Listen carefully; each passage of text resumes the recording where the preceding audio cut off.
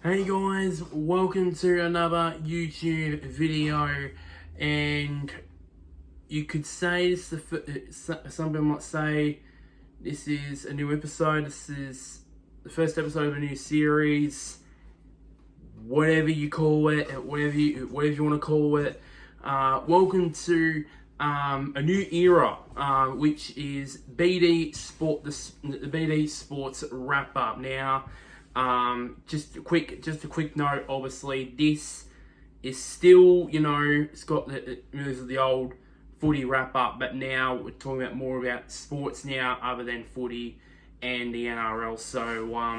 So yeah, even though this is kind of about the AFL, so yeah. And this first episode of the year is a special episode, talking all about the proposed fixture changes that are going to be in place for next year and for 2027 as well.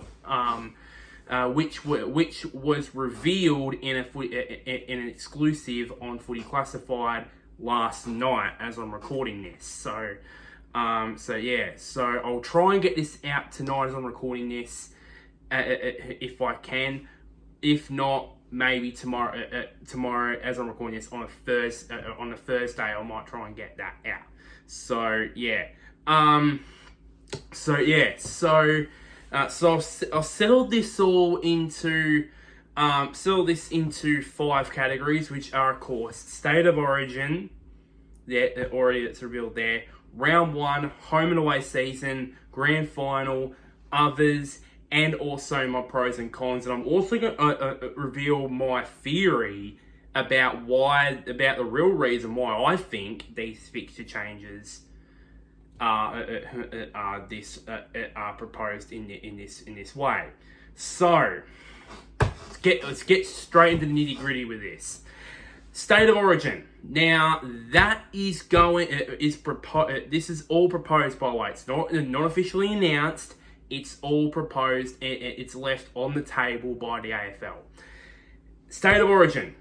At this point, it's planning on making a return next year, which would be hosted over March over 2 weekends. 2 weekends, possibly 3. It will be separated into 2 divisions, which would be Division 1 would be Victoria, South Australia, Western Australia, and Indigenous All-Stars, while the second division will be Queensland, New South Wales, Tasmania, and the Northern Territory. And the winners of both of those divisions will play off in what Eddie Maguire called it, an All-Australian final. So I don't know if that's going to be held over a 3rd weekend. I don't know, but or is all the matches? We don't know. It's proposed at the moment. We don't know anything about that. But anyways, so state of origin, it's back. It's been probably since 1997 since.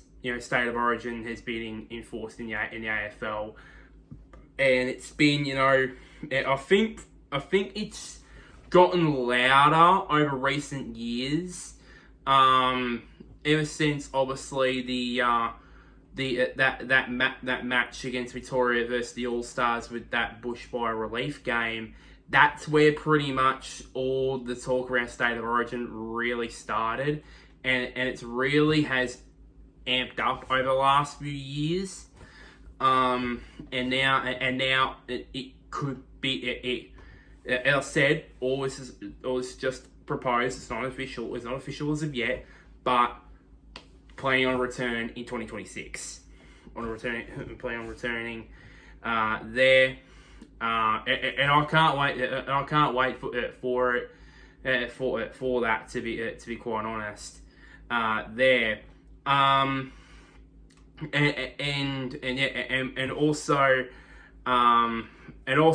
also Hurdy even mentioned on Footy Classified last night that I tend to agree with him that it's better to I'd better have played a state of origin game than playing in the middle of buckfuck nowhere for a practice game.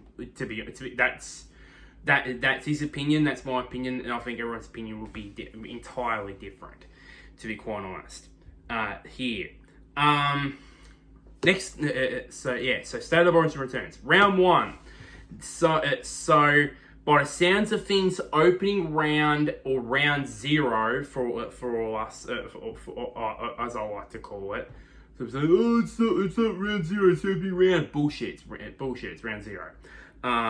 Anyways, that, as far as I'm concerned, as far as I can see, that could be scrapped in 2026, and instead it'll be replaced by round 1 that would still play games in the northern states, stay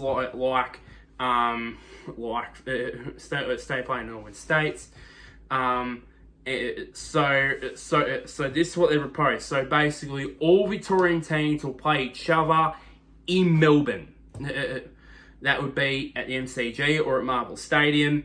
The Western Australia and South Australia teams, the derbies and the showdowns, will happen, and then as well. I would expect. It said Eddie Maguire said, what Eddie said was that Queensland and New South Wales teams will play at home. So I would presume, much the same as the Derby and the Showdown, the Sydney Derby and the Q Clash will be played in round 1. That's what I think will happen. I think it will be discussed. I think it will happen if this is official, if it does get officially announced. And the main aims for this is to play these matches in more appropriate, weather conditions and weather conditions. And also, I forgot to mention this as well. A late start to avoid the clash with the Australian Formula 1 Grand Prix. Why do I say late start? Because they're proposing for round 1 to be held instead of early to mid-March. They would move it to late March to early April. That is their aim. Well, currently, right now, we get going at, I think, the second week, at the start of the second week in the first to second weekend of April of March. Currently, as we do it right now, the proposal is to have it either late March or early April. That is the thing there, and also the late start gives the clubs extra time to prepare for the season ahead, because apparently that has been a big complaint from players. That they don't get enough time to prepare for the season, or the pre-season just not long enough. So hopefully this rectifies that. Hopefully it does. I'll get to the starting dates for these possible potential start dates I'll get to those later. The home and away season itself. Now, it's proposed that there will be mini gather rounds. Mini gather rounds will be be Queensland and New South Wales scheduled for later in the year, not for the start of the year, but at some point later in the year. And there could be a stage where, for example, Brisbane, Collingwood will play Brisbane, and then scheduled for Gold Coast to play Hawthorn down there, and then another situation where Melbourne would verse Sydney at the SCG, and then Essendon would play against GWS down at Giants Stadium. Those 4 Victorian clubs can supporter groups can stay down there, and also players and coaches and the supporter groups can stay down there, and then basically they play games there in New South Wales. Well, for Collingwood and Hawthorn in New South Wales, for Essendon and Melbourne, New South Wales, which I don't know how that will go down well with the Victorian clubs. I don't know how that will go down, but apparently it will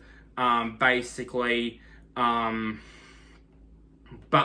but apparently it will do wonders as well for Western Australia, even for teams out of Perth as well.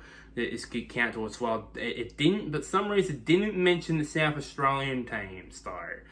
But they do have gather rounds, so yeah. So there's probably a reason why South Australian teams weren't mentioned in that. There's also going to be in June a split round that will give the Northern States, most notably Queensland, and it's apparently an exclusive weekend in the best weather conditions. Because we all know we saw a couple of weeks ago with the Brisbane West Coast game, 31 degrees, 80 or so percent humidity. We don't want to play in those conditions. Let's be honest. We don't want to play in those. Let's be honest. So it gives the best conditions possible. Now the big matches, you know, gather round, Anzac, the big rounds, Anzac round, Indigenous round, the King's birthday matches, all that, they will stay on the calendar and will provide top class events. But the biggest change for all this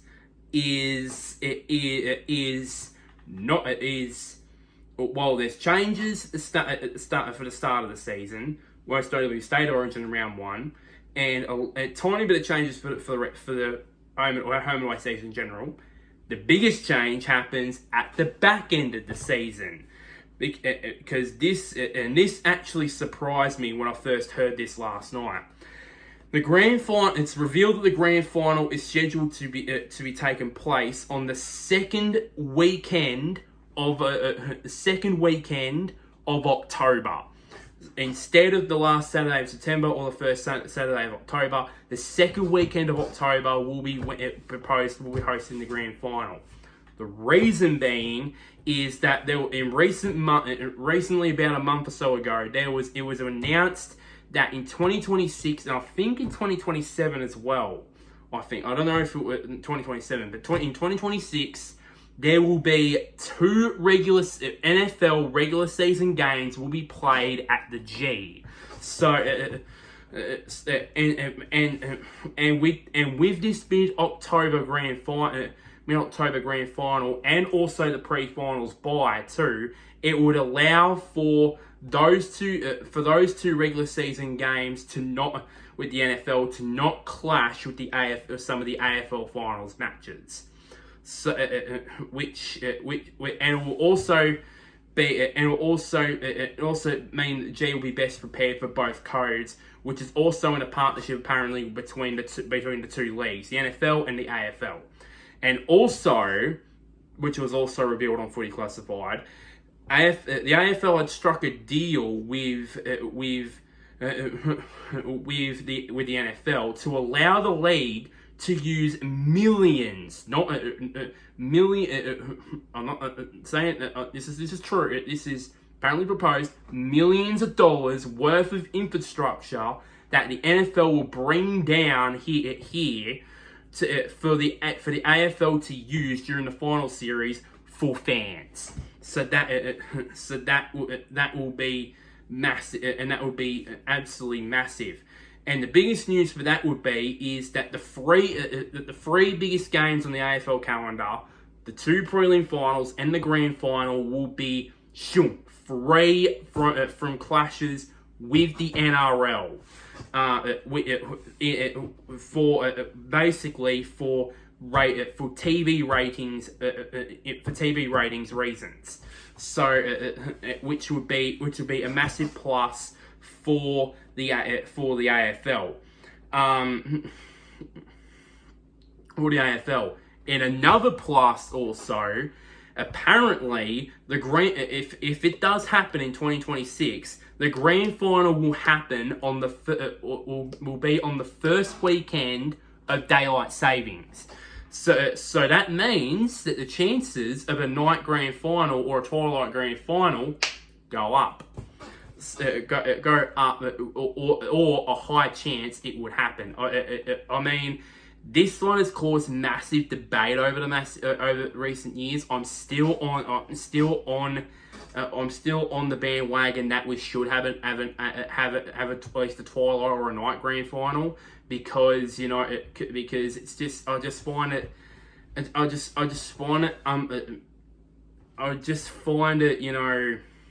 not good, not great that the AFL is way behind on the curve with the NRL. Like, the NRL had their freaking night turned to a night grand final freaking almost 25 freaking years ago. Surely the AFL would have done the same years ago, but not. Even though they did do it with 2020 and 2021, they still went into a day grand final. And I know traditionalists will find it very hard to accept, but having a night grand final, it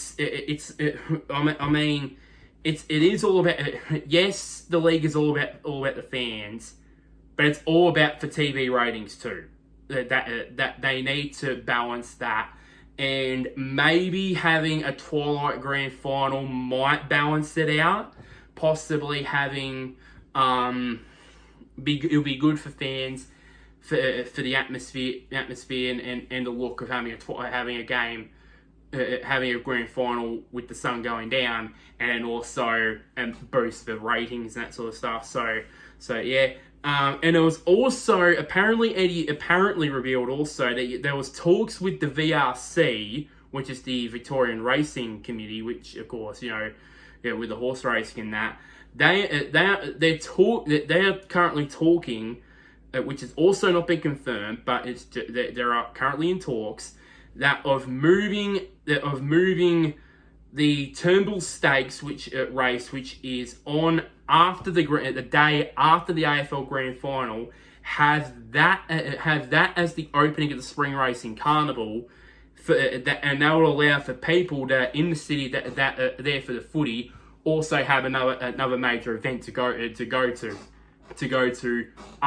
post the Grand Final. So that's another big win there for the AFL and also for the VRC there as well. And then moving on to 2027, this will also be the late move to a mid-October Grand Final also allows for the MCG to host the 150th anniversary match of Test cricket between Australia and England. That's going to be a massive event, and it's also going to be a day and night Test match too. So just to celebrate 150 years of Test cricket.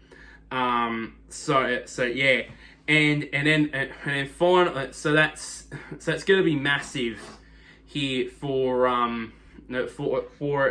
I immediately went. I think for me, having a grand final mid October, I give it a thumbs up for me, because I'll get to the pros and cons about it in a minute, but I think for me, I don't think the fans really care, to be honest, when the grand final is. They could hold it like they did in 2000 in early September, or like doing now in mid-October. We don't care, so long as a grand final is hosted. Then yeah, there you go. So yeah. And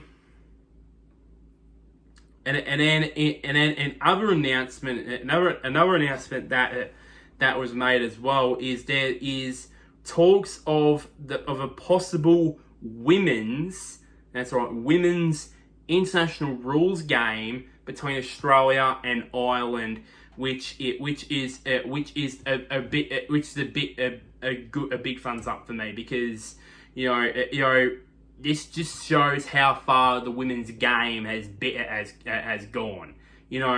If we would all be pissing ourselves laughing at this story if it came out in 2017. When the AFLW first was established. So, and then flash forward 8 or 9 years later to now, or to almost 10 years later, to have a women's international rules game is massive, and that would be a big boost, it'll be a big boost really for a big boost really, because it could there could be the chance that maybe maybe some Australian women's players, maybe when they retire, maybe they go, oh, maybe I could try some bit of Gaelic football. And then on the other side of things, we all know what's happened with the men's side of things. The same thing has happened. Maybe the same thing happened with the women, where Irish players who play Gaelic football can see how Aussie rule is played over here and go, oh, I want to play. Hang on, I want to go to Australia and play women's football, so at the highest level. So it's a win-win there really for that as well.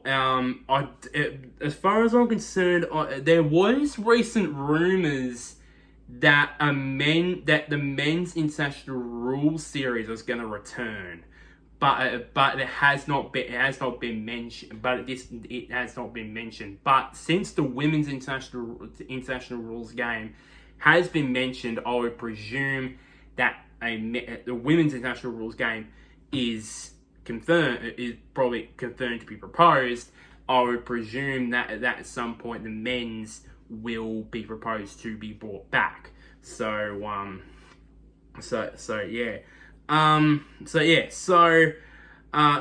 got the pros and we got the pros and cons with this. So first pro, not surprisingly, State of Origin is back. Is back. I mean, it hasn't been seen for about nearly 30 years, but finally, State of Origin is back, and hopefully, it will. Hopefully, there will be. Hopefully, there will be large interest in those games. I don't know where they would host the games. Those games. I would presume, I don't know if they're going to do like a home and away concept with this, or have all the games be played, have Division 1's games be played at one state, and Division 2 games be played in another state, and then the All Australian final be held in like, for example, at Marvel Stadium. I don't know what is going to be proposed there. But then again, it's only been proposed, so we'll find out when it becomes official. We'll probably find out then how it's this new era of State of Origin, this current era of State of Origin will work. So yeah. Games in round one be played in every state. That is, for me, a big pro, because that could mean that that the AFL's target of having 500,000 in attendance for all games in round one, that could become a reality, because obviously I would presume with the Derby, they would easily get between 50 to 55,000. For the showdown would easily get 50,000. They would easily get 50,000 there. Carlton Collingwood, Carlton Richmond, that could get between maybe 85,000. Hawthorn and Essendon, yeah, definitely. The Q Clash.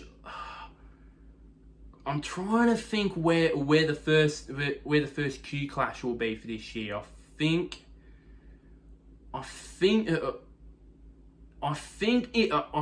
be. I think for next year, I think it'll be at the Gabba, because I remember they played the second Q Clash last year at Brisbane in the Gold Coast, and Gold Coast won. So yeah, I think they will be held at the Gabba, which I think easily it'll get 30,000.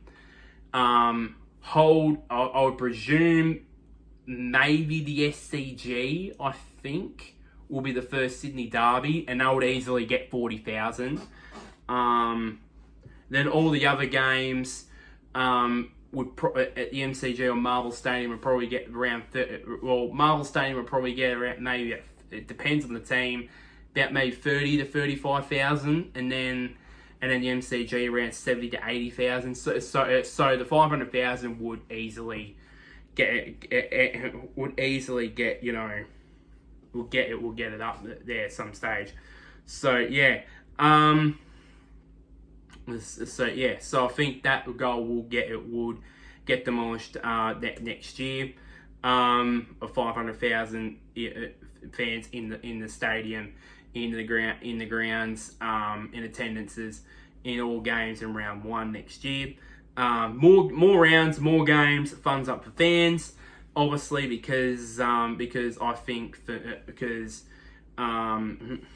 obviously. Of course, judging by the late start and I think I don't know how many rounds there are going to be.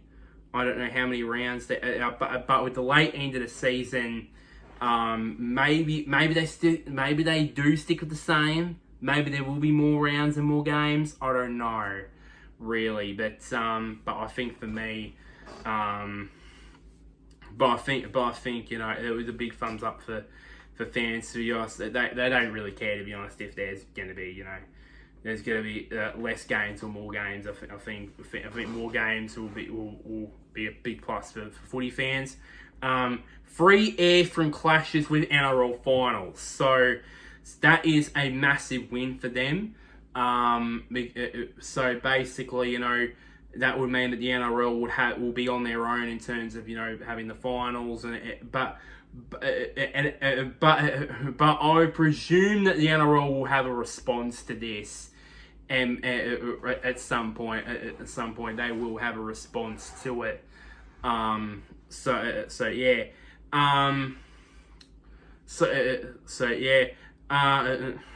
So possible night grand final, that could be it as well, and also possible. I didn't know this in there, but possible twilight grand final. I've always said a twilight grand final would be great for the ratings and great for fan experience. To be honest, instead of, because I think a day grand final, it would still be good in the ratings, but not as good as it would want to be.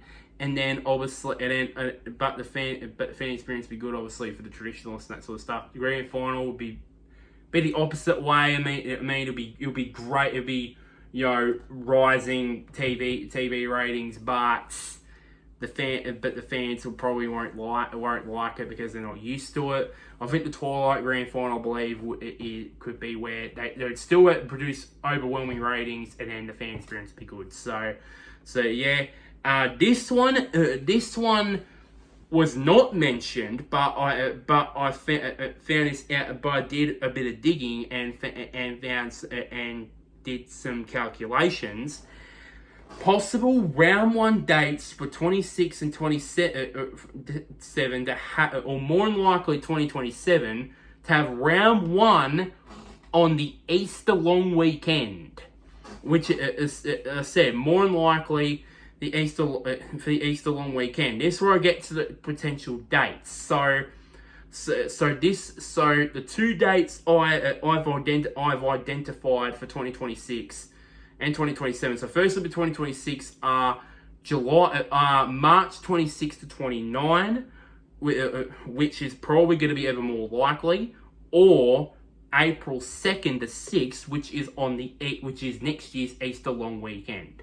So yeah, and then in 2027, March 25 to 29 will be the Easter long weekend for 2027, or they would go for April 1 to 4.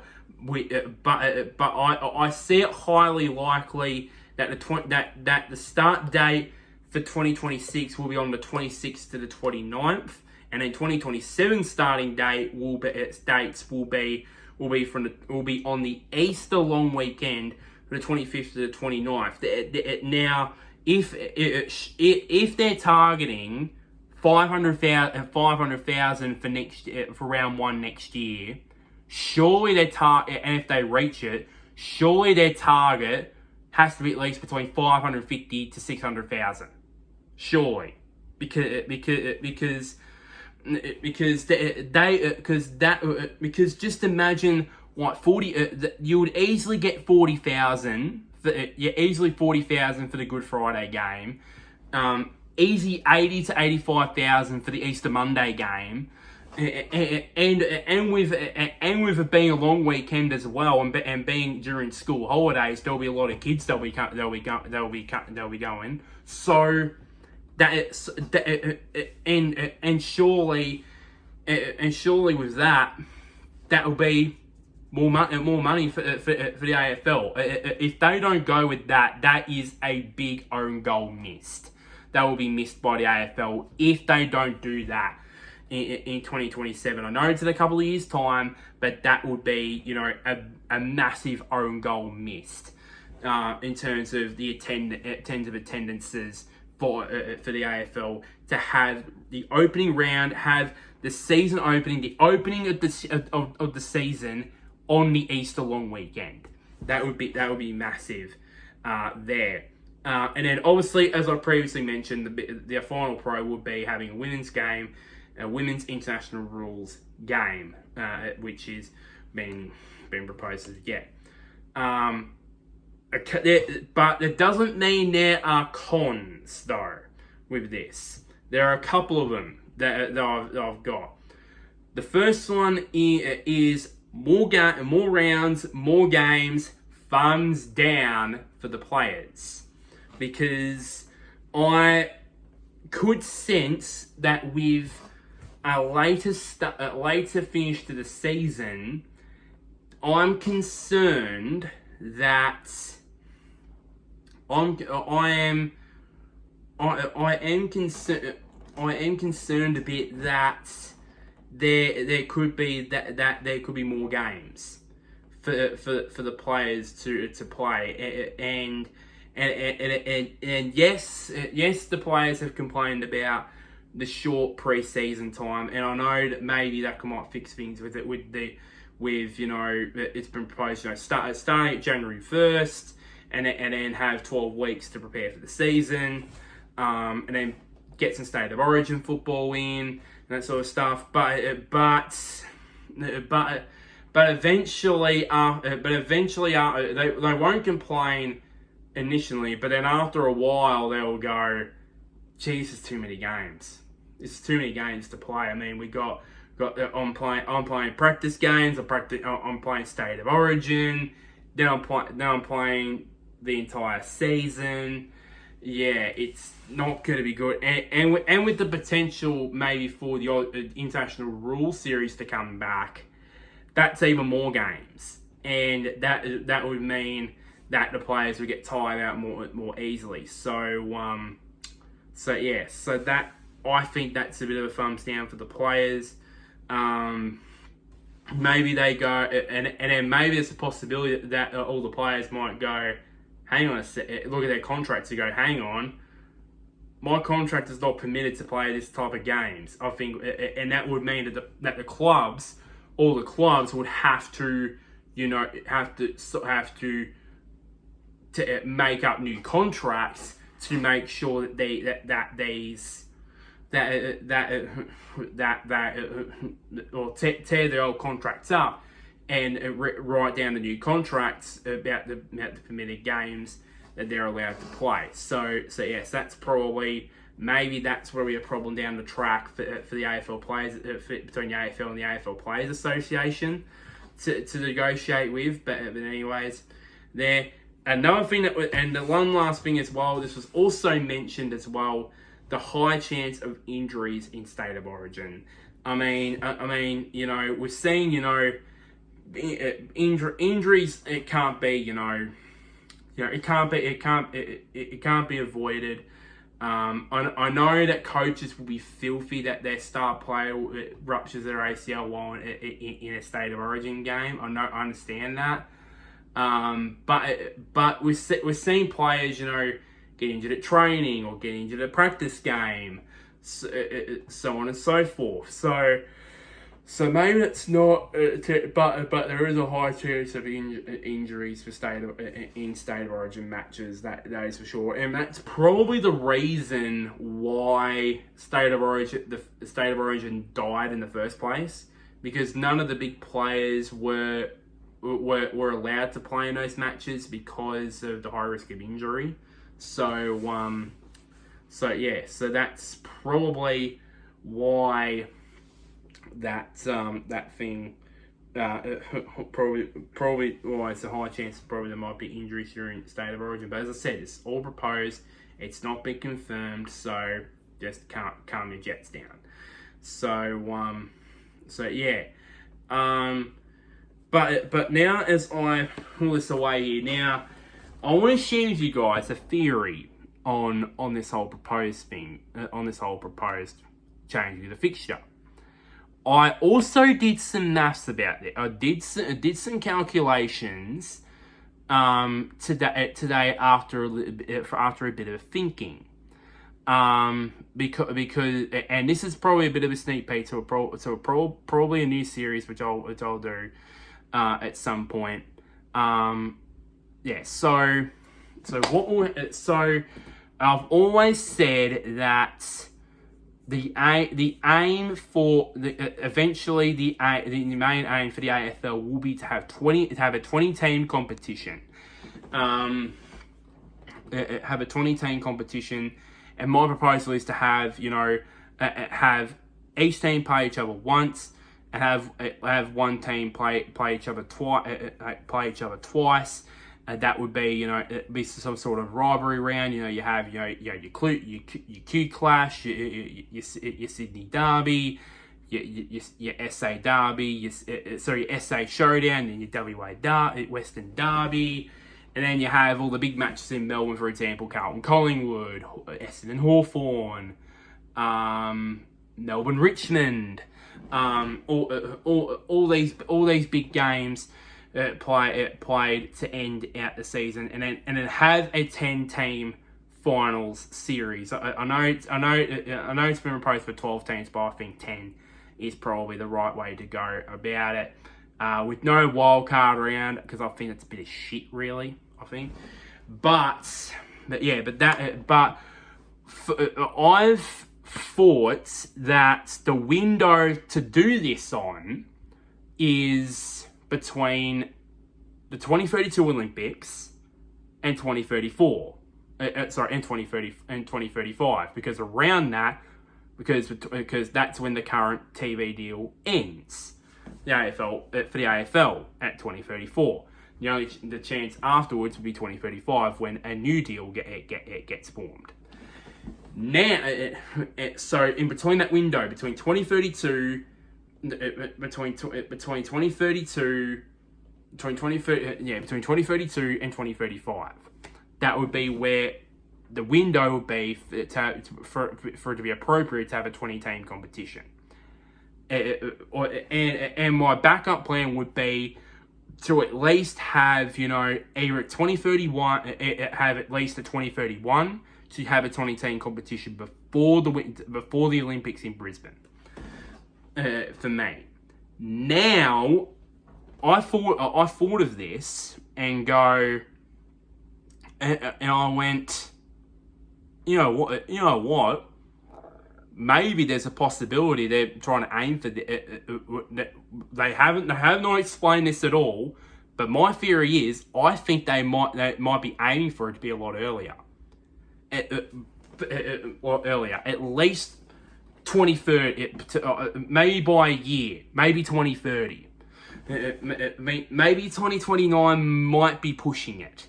It might be pushing it, but at the end of the day, the Gold Coast came in 2011 and GWS came in 2012. So it is possible for two expansion teams to come into the competition in consecutive years. it's proven that in 2011 and 2012. But yeah, and I also done and I did some calculations, my own calculations about the 20 round system. And apparently, and I did this I'm trying to think of what date it was. I did this on. I did this for 2026. The 26th of the 29th. Between the 26th and the 29th. I did this, and plus I added in also, the split round in June, and so on and so forth. And the 20 team, and you wouldn't, and also, before I reveal this, if you look back at the video, it's on YouTube, it's on social media.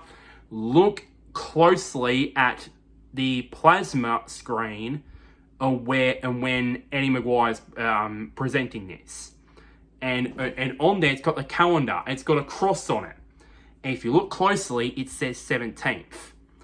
I did for the 20 round system, which I proposed for the 20 team competition. I started at 26th to the 29th.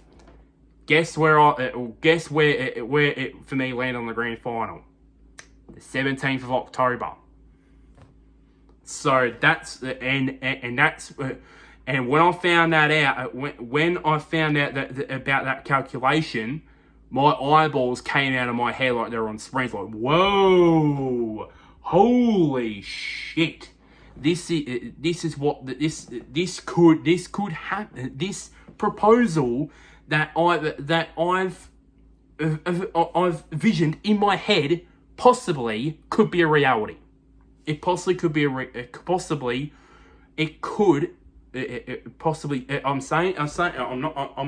cooling my jets down here. I'm cooling my jets down. Possibly could happen. Because maybe they're setting up for short-term, player pain with all the extended with more rounds and more games for things for the players where there'll be less games and there'll be well there could be more games because there will be one more game added compared to because obviously with 20 teams compared to obviously with 18 teams. So that was my theory. For one, that maybe the 20 team competition could be earlier than I expected. Maybe it could come in 2029, maybe come in 2030. Who knows? And that they could adopt the 20 round concept because the only way for this to work to have it on the second weekend of October is have it in late March. That is according to my calculations, really.